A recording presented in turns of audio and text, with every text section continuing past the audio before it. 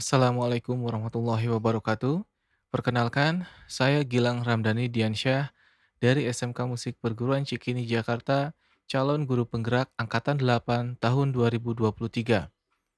Pada kesempatan ini, saya ingin berbagi informasi tentang pengambilan keputusan berbasis nilai-nilai kebajikan sebagai seorang pemimpin yang tertuang dalam tugas koneksi antar materi. Namun sebelumnya, saya kutipkan kalimat bijak berikut ini untuk menjadikan renungan bagi kita bersama. Mengajarkan anak menghitung itu baik, namun mengajarkan mereka apa yang berharga dan utama adalah yang terbaik. Bob Tolbert. Pendidikan adalah usaha sadar untuk menyiapkan peserta didik melalui kegiatan bimbingan, pengajaran, dan atau latihan bagi peranannya di masa yang akan datang. Pada hakikatnya, pendidikan ini untuk mengembangkan potensi seseorang dan diarahkan pada tujuan yang diharapkan untuk menjadikannya sebagai manusia yang utuh. Pemberdayaan potensi peserta didik diarahkan untuk membangun karakter pribadinya, sehingga dapat menjadi individu yang bermanfaat bagi diri sendiri dan lingkungannya. Sebagai sebuah institusi moral, sekolah merupakan sebuah miniatur dunia yang berkontribusi terhadap terbangunnya budaya, nilai-nilai, dan moralitas dalam diri setiap murid.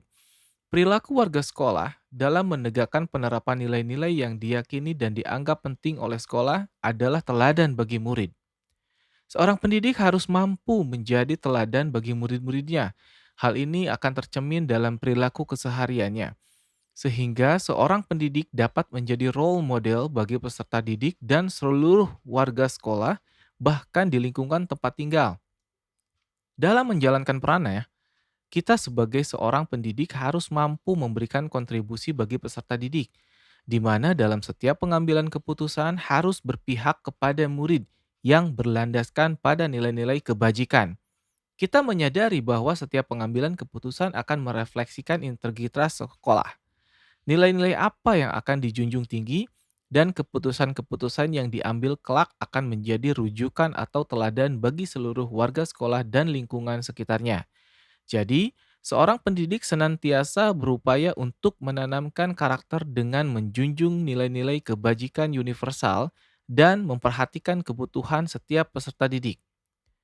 Hal ini sejalan dengan kalimat bijak berikut. Education is the art of making man ethical. Pendidikan adalah sebuah seni untuk membuat manusia menjadi berperilaku etis. George Wilhelm Friedrich Hegel.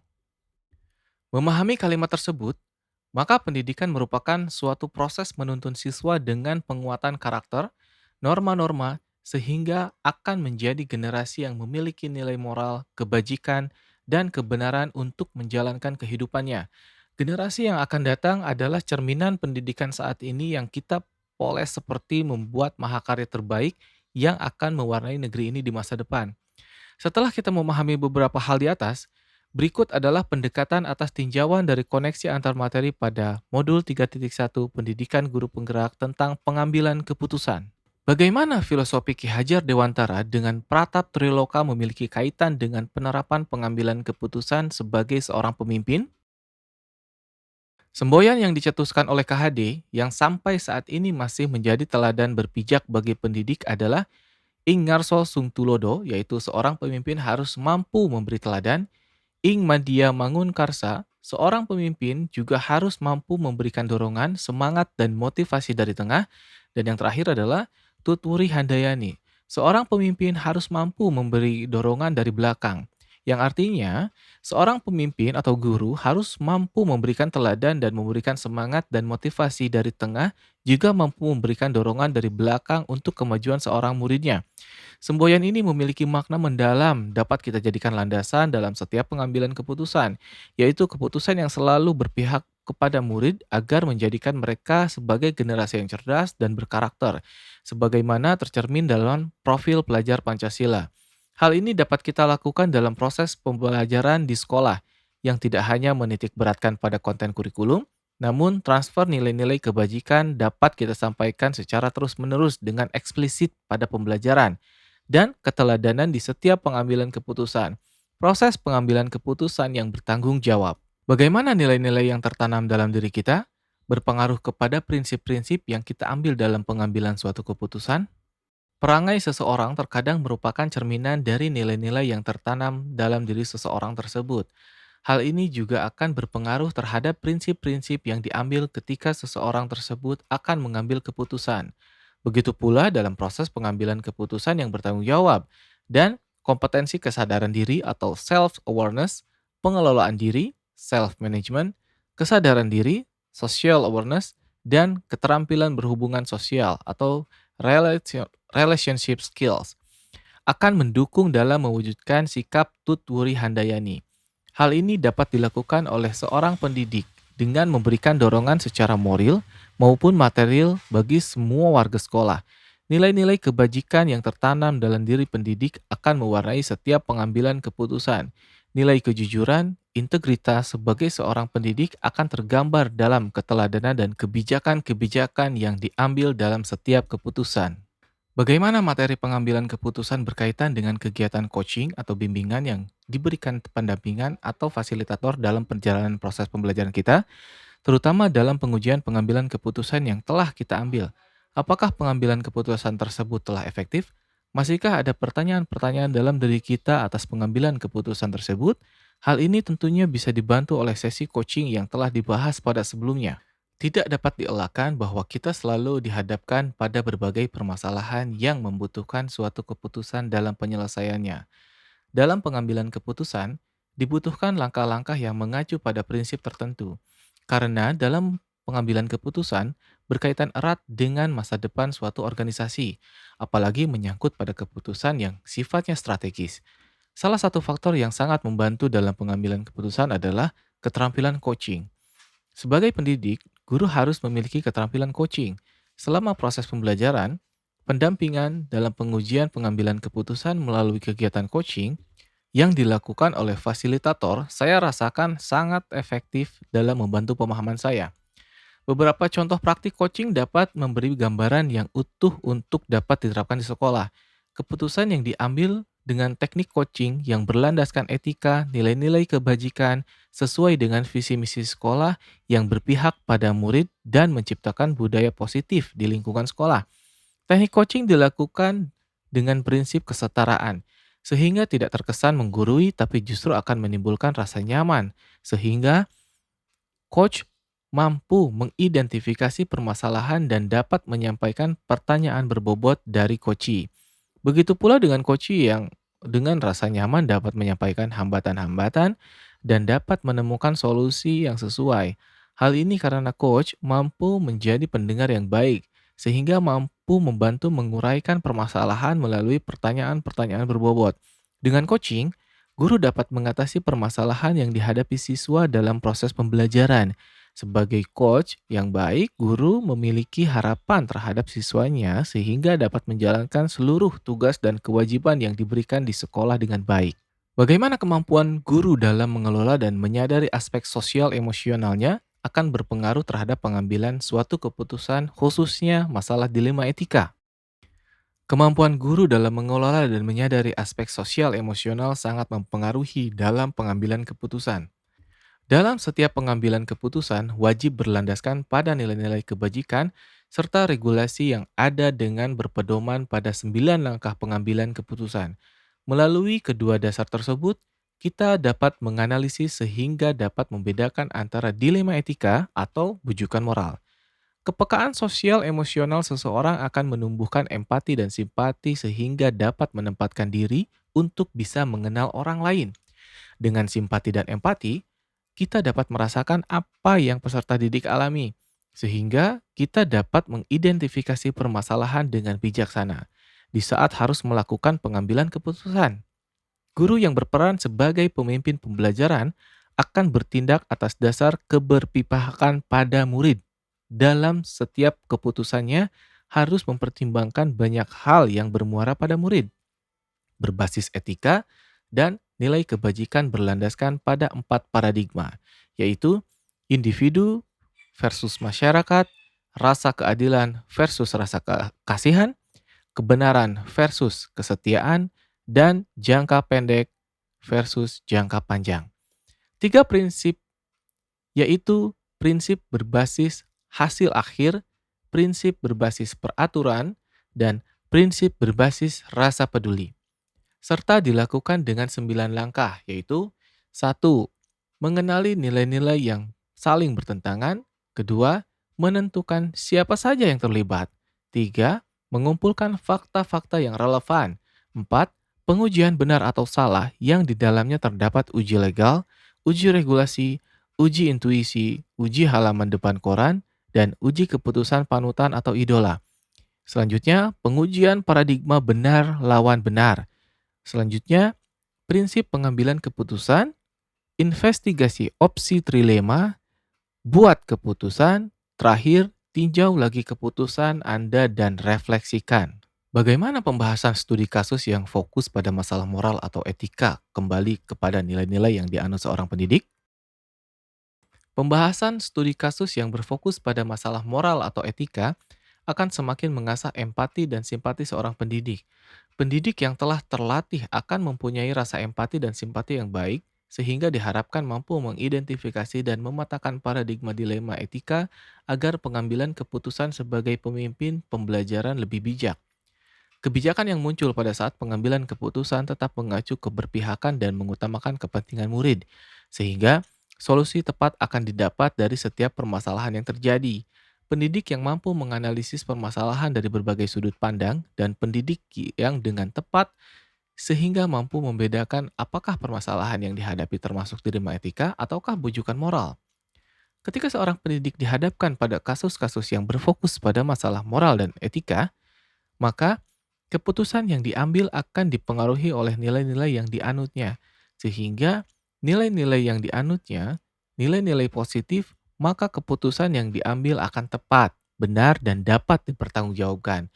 Begitupun sebaliknya, jika nilai-nilai yang dianutnya tidak sesuai dengan kaidah moral, agama, dan norma, maka keputusan yang diambil lebih cenderung bermuara pada kebenaran menurut versi pribadi. Selain itu, permasalahan studi kasus yang berfokus pada masalah moral atau etika juga dapat melatih ketajaman dan ketepatan dalam pengambilan keputusan, sehingga dapat dengan jelas membedakan antara dilema etika atau bujukan moral. Keputusan yang diambil akan semakin akurat dan menjadi keputusan yang dapat mengakomodir kebutuhan murid dan menciptakan keselamatan dan kebahagiaan semua pihak berdasarkan nilai-nilai kebenaran dan kebajikan.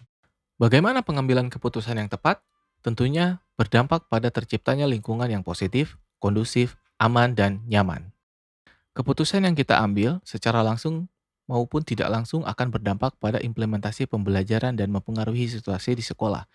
Setiap keputusan yang kita ambil harus tepat dan berlandaskan nilai-nilai kebajikan, keteladanan, kebijaksanaan, dan tidak melanggar norma. Dengan landasan tersebut, kita dapat menciptakan lingkungan yang positif, kondusif, aman, dan nyaman, sehingga murid-murid dapat belajar dengan baik dan dapat mengembangkan kompetensinya. Apakah tantangan-tantangan di lingkungan Anda untuk dapat menjalankan pengambilan keputusan terhadap kasus-kasus dilema etika ini? Adakah kaitannya dengan perubahan paradigma di lingkungan Anda? Pengambilan keputusan yang dilakukan berlandaskan atas tiga prinsip penyelesaian dilema, yaitu berpikir berbasis hasil akhir, berpikir berbasis peraturan, dan berpikir berbasis rasa peduli.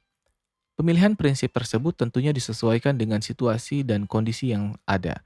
Meskipun setiap keputusan pasti ada risiko, pro dan kontra, namun hal ini menjadikan salah satu tantangan tersendiri. Tantangan yang saya hadapi dalam pengambilan keputusan terhadap kasus-kasus yang sifatnya dilema etika adalah perasaan tidak enak yang timbul karena tidak dapat memuaskan semua pihak. Namun, dengan mengikuti 9 langkah pengambilan keputusan, dapat meminimalkan perasaan tidak nyaman dan keputusan yang saya ambil dapat diterima oleh semua pihak. Apakah pengaruh pengambilan keputusan yang kita ambil ini dengan pengajaran yang memerdekakan murid-murid kita? Bagaimana kita memutuskan pembelajaran yang tepat untuk potensi murid kita yang berbeda-beda? Pengaruh pengambilan keputusan yang kita ambil dengan pengajaran memerdekakan murid-murid kita adalah terciptanya merdeka belajar. Dengan merdeka belajar, murid bebas mencapai kesuksesan, kebahagiaan sesuai minat dan potensinya tanpa ada paksaan dan tekanan dari pihak manapun. Hal ini diharapkan murid-murid akan sukses dengan bidangnya masing-masing, Bahagia karena sesuai dengan apa yang diinginkannya dan bertanggung jawab akan apa yang menjadi keputusan dan pilihannya. Disinilah dasar pijakan kita bahwa semua pengambilan keputusan harus berpihak pada murid, dan guru berfungsi untuk memfasilitasi membantu mengembangkan bakat dan minat yang sudah ada. Kurikulum Merdeka sangat berorientasi pada murid. Hal ini terlihat dari kurikulum kelas 11 di SMK yang tidak lagi memecah materi menjadi beberapa kompetensi, namun menjadi satu kesatuan utuh dan mendalam ke dalam satu mata pelajaran. Penggunaan model pembelajaran berdiferensiasi akan mampu mengakomodir kebutuhan setiap siswa sesuai dengan bakat dan keahliannya. Guru hanya sebagai fasilitator dan pembelajaran terpusat pada siswa. Dengan didukung pada penerapan secara eksplisit maupun implisit, KSE yang akan semakin memperkuat dan mempertajam wujud nyata dalam memfasilitasi dan mengasah keterampilan sosial emosional murid-murid kita. Bagaimana seorang pemimpin pembelajaran dalam mengambil keputusan dapat mempengaruhi kehidupan atau masa depan murid-muridnya? Keputusan yang diambil oleh seorang pemimpin pembelajaran pasti akan membawa dampak, baik jangka panjang maupun jangka pendek bagi murid. Hal yang sudah kita putuskan akan kita lakukan dan terekam menjadi suatu catatan dan akan menjadi role model tentang apa dan bagaimana kelak murid-murid berpikir dan bertindak. Bagaimana mereka mengambil keputusan di masyarakat di kemudian hari? Gambaran ini menjadikan dasar bahwa pengambilan keputusan oleh seorang pendidik harus tepat, benar, dan bijak melalui analisis dan pengujian yang mendalam atas benar dan salahnya. Pengujian dilakukan dengan menggunakan 5 uji, yaitu uji legal, uji regulasi, uji intuisi, uji publikasi, dan uji panutan atau uji idola akan menjadikan bagaimana keputusan kita akurat dan teruji sehingga tidak menyesatkan murid-murid. Apakah kesimpulan akhir yang dapat Anda tarik dari pembelajaran modul materi ini dan keterkaitannya dengan modul-modul sebelumnya? Kesimpulan akhir yang saya peroleh dari pembelajaran materi ini dan keterkaitannya dengan modul sebelumnya bahwa pengambilan keputusan merupakan suatu kompetensi atau skill yang harus dimiliki oleh seorang guru sebagai pendidik. Terkait dengan tugas dan fungsinya seorang guru dalam membuat keputusan harus berlandaskan pada filosofi Ki Hajar Dewantara. Karena setiap keputusan yang diambil akan mewarnai pola pikir dan karakter murid. Agar keputusan yang diambil dapat memberikan kemanfaatan untuk banyak orang, mampu mengantarkan pada lingkungan yang positif, kondusif, aman, dan nyaman, dan dapat dipertanggungjawabkan, maka harus dilakukan berdasarkan pada budaya positif dan menggunakan alur yang tertata seperti bagja. Hal ini dilakukan semata untuk mengantarkan murid menuju profil pelajar Pancasila yang dalam perjalanannya banyak benturan yang sifatnya dilema etika dan bujukan moral. Untuk itu, diperlukan panduan 9 langkah pengambilan dan pengujian keputusan, sehingga langkah yang diambil selalu berpihak kepada murid. Sekolah sebagai institusi yang berfungsi memberikan pelayanan, membimbing, mendidik, dan mengajar para peserta didik agar memiliki sifat atau tingkah laku yang lebih baik. Sekolah juga bertugas melakukan proses transfer ilmu dan pembentukan karakter peserta didik. Banyak hal yang harus dilakukan. Tentu saja banyak juga pengambilan keputusan yang mewarnai kebijakan-kebijakan sekolah. Guru sebagai pemimpin pembelajaran harus mampu mengambil keputusan yang bijak dengan mengedepankan nilai-nilai kebajikan yang telah menjadi kesepakatan kelas. Keputusan yang diambil oleh seorang pemimpin pembelajaran dengan menggunakan alur bagja selalu berorientasi untuk mewujudkan budaya positif sehingga dapat menciptakan kondisi lingkungan yang nyaman. Guru mempunyai kewajiban untuk mengantarkan murid menjadi insan yang cerdas dan berkarakter menuju profil pelajar Pancasila. Harapan ini pasti dibutuhkan komitmen dari semua pihak. Dalam mengawal impian ini, tentu banyak juga ditemui permasalahan baik yang sifatnya dilema etika maupun bujukan moral. Untuk itu, diperlukan panduan 9 langkah dalam pengambilan keputusan dan pengujian agar keputusan yang diambil berpihak kepada murid demi terwujudnya merdeka belajar. Salah satu bentuk merdeka belajar adalah diterapkannya pembelajaran berdiferensiasi. Dengan pembelajaran berdiferensiasi, maka kebutuhan murid akan terpenuhi sesuai dengan bakat, minat, dan kecenderungan gaya belajarnya. Sejauh mana pemahaman Anda tentang konsep-konsep yang telah Anda pelajari di modul ini, yaitu dilema etika dan bujukan moral? 4 paradigma pengambilan keputusan, 3 prinsip pengambilan keputusan, dan 9 langkah pengambilan dan pengujian keputusan. Adakah hal-hal menurut Anda di luar dugaan? Hal-hal yang menurut saya di luar dugaan bahwa ternyata dalam pengambilan keputusan bukan hanya didasarkan pada pemikiran dan pertimbangan semata, namun sangat diperlukan adanya paradigma, prinsip, dan langkah-langkah pengujian pengambilan keputusan agar keputusan yang diambil tepat sasaran dan bermanfaat untuk orang banyak. Di samping itu, secara personal dalam pengambilan keputusan diperlukan satu sikap keberanian dengan segala konsekuensinya. Sebelum mempelajari modul ini, pernahkah Anda menerapkan pengambilan keputusan sebagai pemimpin dalam situasi moral dilema? Bagaimana pernah? Apa bedanya dengan apa yang Anda pelajari di modul ini? Sebelum mempelajari modul ini, saya pernah mengambil keputusan dengan situasi dilema etika. Namun yang saya lakukan hanya sebatas pada pemikiran didukung dengan beberapa pertimbangan. Saya sudah merasa aman bila keputusan yang saya ambil sudah sesuai aturan dan tidak berdampak merugikan banyak orang. Dengan belajar modul ini, saya menjadi lebih kaya akan pengetahuan bahkan telah mempraktikkan bagaimana cara pengambilan keputusan yang tepat dengan menggunakan langkah-langkah tertentu yang tak lepas dari paradigma dan prinsip-prinsip yang ada. Bagaimana dampak mempelajari konsep ini buat Anda?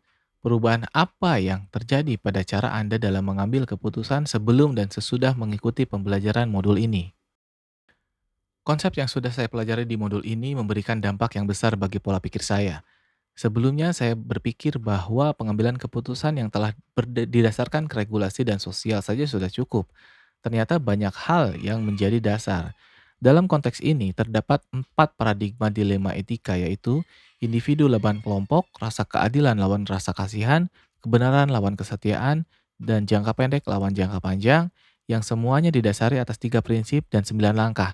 Saya berencana akan mengimplementasikan landasan tersebut dalam setiap pengambilan keputusan baik sebagai pemimpin pembelajaran maupun dalam pengambilan kebijakan di sekolah dan komunitas praktisi. Dengan landasan dalam pengambilan keputusan tersebut, saya yakin bahwa keputusan yang saya ambil akan tepat dan lebih akurat dengan selalu berpihak pada murid. Seberapa penting mempelajari topik modul ini bagi Anda sebagai seorang individu dan Anda sebagai seorang pemimpin?